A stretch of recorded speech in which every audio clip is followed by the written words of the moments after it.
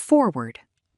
In 1965, I read, with great delight, Lotfizade's groundbreaking paper, Fuzzy Sets, Info Control 8, 338 to 353. I especially enjoyed Lotfi's natural and elegant generalizations of various basic mathematical concepts, starting with the algebra of sets, with L, V, A, generalizing C, U, phi. But although, or because, I was then busily engaged in writing a textbook on algebra, An Introduction to Algebraic Structures, Holden Day, San Francisco, 1968, it didn't occur to me to try my hand at fuzzifying other kinds of mathematical structures.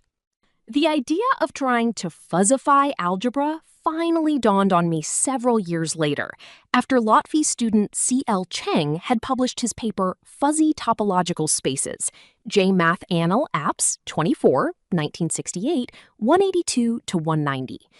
After somewhat belatedly coming across that paper, I said to myself, if Cheng can do it for topological spaces, I can do it for algebraic structures. I took a copy of my own algebra book with me on a train ride from Washington to New York with the intention of formulating natural fuzzifications of the basic concepts of algebra. Needless to say, I found a way to do this.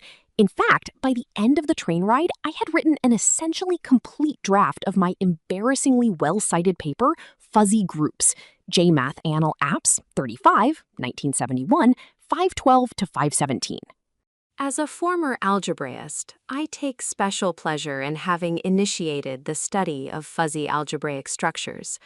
I regret that I have been unable to contribute to the subject myself since the appearance of my original paper.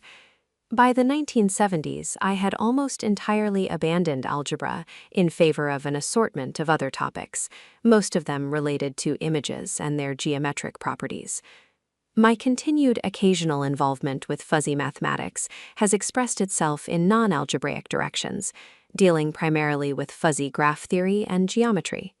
Although I have been unable to participate personally in the vigorous growth of fuzzy algebra, I have derived great enjoyment from observing and encouraging its growth.